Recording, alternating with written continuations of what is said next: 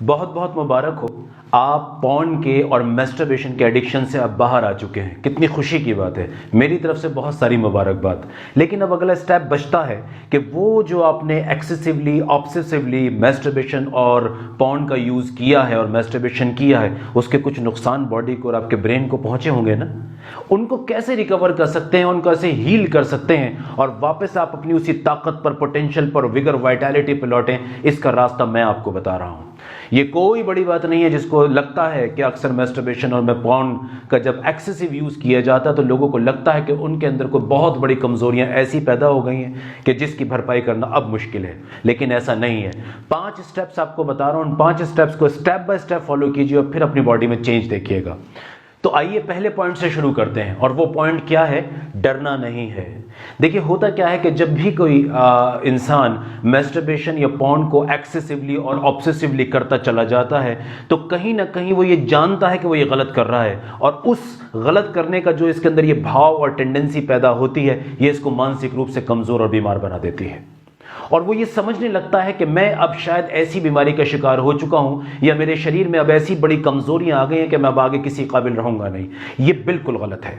ये बात सच है कि मैस्टरबेशन और पोर्नोग्राफी एक्सेसिवली ऑब्सेसिवली जब की जाती है तो यकीनी तौर पर आपके दिमाग को और आपके शरीर को नुकसान पहुंचता है, पर वो नुकसान ऐसा नहीं होता कि जिसको रिवर्स ना किया जा सके या जिसको परमानेंटली खत्म ना किया जा सके। वो नुकसान ऐसा नहीं होता। मैं अपने 10 साल, 12 साल, 15 साल के तजुर्बे से आपको ये बात बता रहा हूं कि सेक्स की बीमारियों में ये जो डर है कि शायद मैं बेकार हो गया हूं, शायद मैं अब अपनी बीवी के काबिल नहीं रहा हूं, शायद या मैं अब आने वाले वक्त में अच्छा मर्द साबित नहीं हो पाऊंगा, शायद मेरी सेक्सुअल स्ट्रेंथ अच्छी नहीं होगी, इन बातों से ज्यादा नुकसान पहुंचता है बनिस्बत इसके जितना शरीर में बीमारी होती है। तो ये जो डर है ना, डर आपका, ये डर बहुत कुछ करा देता है। तो सबसे पहला काम क्या है कि अब आपने मैस्टरबेशन को छोड़ दिया है, पोर्नोग्राफी को छोड़ दिया है, तो अब आपको डरना बिल्कुल नहीं है, बल्कि आपको खुश होना है कि आप एक गंदी चीज से और एक गलत चीज से बाहर निकल के आ चुके हैं। तो आपको अपने आप को बल्कि मुबारकबाद देनी है, खुद को अप्रिशिएट करना है कि देखिए तुमने कितना अच्छा काम किया है। और एक बात और आपको बताते चलूं, बॉडी अपने आप को रिकवर करना बहुत अच्छी तरह से जानती है। हाँ, कुदरत ने इस जिस्म के अंदर, इस शरीर के अंदर, या ऐसे तमाम पोटेंशियलिटीज भरी हैं कि ये अपने अंदर हुए नुकसान को खुद रिपेयर कर लेती है। जी जनाब, ये बात सच है, बिल्कुल सच है। जो लोग आपने देखा होगा कि बहुत दूर दराज के इलाकों में, जंगलों में, देहातों में रहते हैं, उनके पास 24 घंटे डॉक्टर्स अवेलेबल नहीं होते। उनकी बॉडी खुद रिपेयर कर रही होती है उनके टूट फूट को। तो ये आपकी बॉडी का पहला स्टेप है कि डरना नहीं है और खुद रिकवरी की तरफ जाना है। आपकी बॉडी, जिस दिन से आपने मैस्टरबेशन को बंद किया था, पोर्नोग्राफी को बंद किया था, बिल्कुल उसी वक्त से आपके ब्रेन ने और आपकी बॉडी ने आपको हील करना शुरू कर दिया था। जी हां, हील करना, रिपेयर करना शुरू कर दिया था। तो पहला स्टेप, हरगिज नहीं डरना है, हरगिज नहीं डरना है। ये कोई खतरनाक चीज, कोई भयानक चीज, कोई जानलेवा चीज नहीं है। ये आपको हमेशा खराब कर देने वाली चीज नहीं है। ये गलतफहमियां आपके दिमाग में कुछ क्वैक्स ने, अनक्वालिफाइड डॉक्टर्स ने और इस तरह के लोगों ने भर दी है कि जिनका इस फील्ड से कोई ताल्लुक नहीं है। नंबर दो, हस्त मैथुन बहुत ज्यादा करने से, पोर्नोग्राफी का ओवर यूज करने से सबसे ज्यादा नुकसान आपकी साइकोलॉजी और ब्रेन को पहुंचता है। तो सबसे पहला स्टेप यह है कि इसको रिपेयर करना है, इसकी एनर्जी को, इसकी स्ट्रेंथ को, इसकी क्रिएटिविटी को बढ़ाना है। करने के लिए तो बेशुमार चीजें जो आप इसके लिए कर सकते हैं, पर कुछ इंपॉर्टेंट चीजें बता देता हूं। मेडिटेशन इसके अंदर बहुत अच्छा रोल साबित करता है और बहुत अच्छा साबित होता है।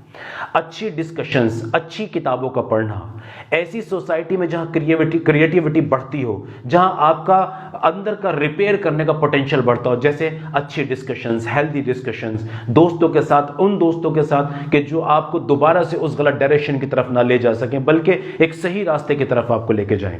नो फैब कम्युनिटी के बारे में मैंने पिछली वीडियो में बोला था, वो लोग इसी तरह की कम्युनिटी प्रोवाइड कराते हैं।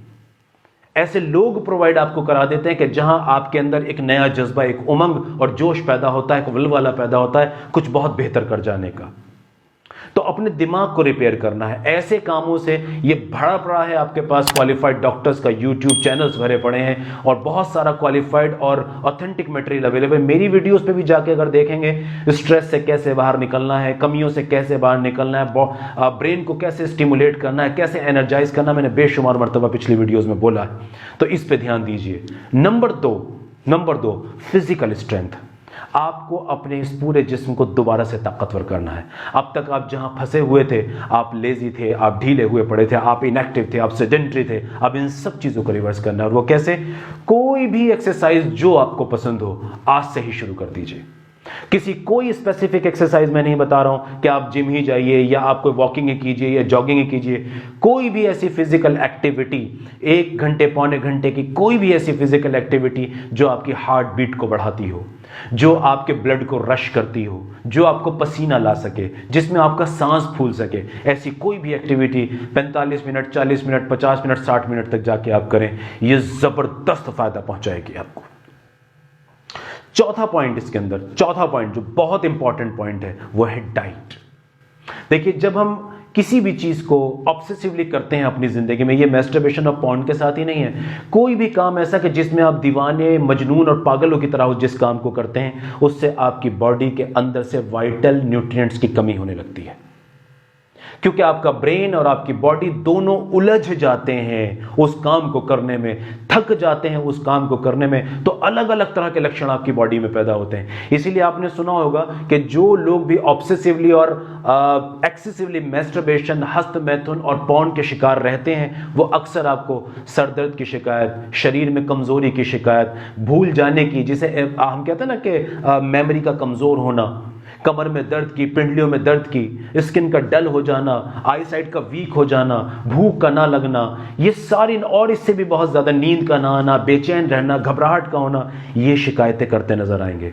इसका मतलब ये नहीं है कि उनके शरीर के अंदर ये सारी कमियां आ गई हैं, बल्कि इसका मतलब यह है कि ब्रेन और बॉडी दोनों थक चुके हैं। अब दोनों उस काम को करते करते थक रहे हैं, क्योंकि वो अननेचुरल एक्ट है, वो आपकी बॉडी पे अननेसेसरी प्रेशर डाल रहा है, उसके नतीजे में आपको ये सारी चीजें हो रही हैं। तो क्या करना है? डाइट। और डाइट अच्छी किसे कहते हैं? मैं अपनी पिछली बहुत सारी वीडियोस में बार बार इसका जिक्र करता हूं। डाइट से आपका शरीर बनता है, आपका ब्रेन बनता है। तो अच्छी डाइट वो होती है जिसमें से ये तकरीबन 5 चीजें निकाल दी जाएं। मैं ये नहीं बता रहा क्या खाइए, मैं ये बता रहा हूं क्या ना खाइए।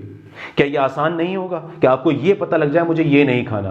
देखिए, कुदरत ने हमें खाने के लिए बेशुमार चीजें दी हैं, इसमें सेहतमंद चीजें भी हैं, और इन्हीं चीजों का रूप बिगाड़ के हमने इसे अनहेल्दी भी कर दिया है। तो मैं वो 5 ऐसे इंग्रेडिएंट आपको बता रहा हूं कि जिनका रेगुलर यूज आपको बेइंतहा नुकसान पहुंचाता है। अगर इन 5 चीजों को आप छोड़ देते हैं तो आपकी बाकी बची हुई डाइट ऑलमोस्ट अच्छी हो जाती है, ऑलमोस्ट अच्छी हो जाती है। पहली चीज, चीनी, ये जो व्हाइट शुगर है, ये जहर है। चीनी और चीनी से बनी चीजें हरगिज नहीं खानी है, हरगिज नहीं खानी, बिल्कुल छोड़ दीजिए। नंबर 2, रिफाइंड तेल। हालांकि रिफाइंड तेल की बजाय ऑलिव ऑयल, सरसों का तेल, देसी घी, इनका भी इस्तेमाल बहुत कम करना चाहिए, बहुत कम। याद रखिए, अगर आप इसे बिल्कुल छोड़ देते हैं तो भी कोई नुकसान नहीं, फायदा ही है। लेकिन हम लोग पूरी तरह से इसके आदी हो गए हैं सदियों से, तो किसी भी इस तरह की आदत को छोड़ पाना थोड़ा मुश्किल होता है। पर कम से कम हम रिफाइंड तेल जो बाजारों में अवेलेबल हैं, इनको तो छोड़ सकते हैं। आप जानते हैं रिफाइंड तेल कैसे बनाए जाते हैं? ये मेरा टॉपिक नहीं है, लेकिन मैं शॉर्ट में बता देता हूं। एक घटिया तेल को लेकर उसको भी हजारों डिग्री टेम्परेचर पर पकाकर और कई तरह के केमिकल्स डाल के इसको छान के आपको दे दिया जाता है, और लेबल इस पे लगा दिए जाते हैं बहुत खूबसूरत, और आप इससे अट्रैक्ट हो जाते हैं। नहीं, रिफाइंड तेल, चीनी, रिफाइंड तेल। नंबर 3 जो है वो है मैदा, रिफाइंड फ्लोर जिसे बोलते हैं। मैदा ये व्हाइट होता है, आटे से ही निकाला जाता है। ये सिंपल कार्बोहाइड्रेट है, और ये आपके इंटेस्टाइन को, आपके डाइजेशन को बुरी तरह बर्बाद कर देता है अगर इसका इस्तेमाल रेगुलर किया जाए। और आप जानते हैं कि मैदे में क्या क्या होता है? हर तरह का fast food, junk food almost मैदे से ही बनता है। पिज्जा, बर्गर, नूडल्स, और इसी तरह के समोसे, कचौड़ी, पकौड़े, ब्रेड, बिस्किट्स, कुकीज, बेकरीज, ये सारी इसी से बनी है, सारी इसी चीजें। नंबर चार, पैकेज्ड फूड। जिस खाने के ऊपर सील लगा दी गई हो, अक्सर वो फूड खराब होते हैं। मैं सबके लिए नहीं कह रहा हूं, क्योंकि कुछ चीजें ऑर्गेनिक होती हैं, उनको पैक किया जाता है, लेकिन उनकी शेल्फ लाइफ बहुत ज्यादा नहीं होती, कुछ ही घंटे या दिनों की होती है।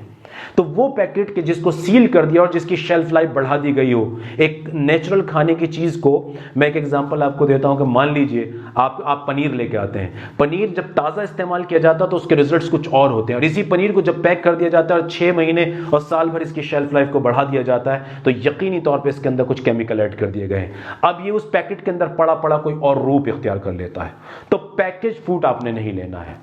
और एक और पॉइंट आपको बता देता हूं चलते चलते, 5वां पॉइंट, अपनी कैलोरीज को पीने की आदत छोड़िए। थोड़ा सी अजीब लाइन है, बता रहा हूं। आप जो दिन भर में खाना खा रहे हैं उसके अंदर अपनी कैलोरीज को कॉम्प्लेक्स फूड से लें। मैं थोड़ा सा, ये डिटेल टॉपिक है, मैं इस पर एक नेक्स्ट वीडियो कभी करूंगा आपके साथ बहुत डिटेल में, लेकिन मैं यहां बहुत शॉर्ट में बताता हूं। हमेशा ऐसे खाने खाइए जिसके अंदर अलग अलग तरह के न्यूट्रिएंट मिक्स हों।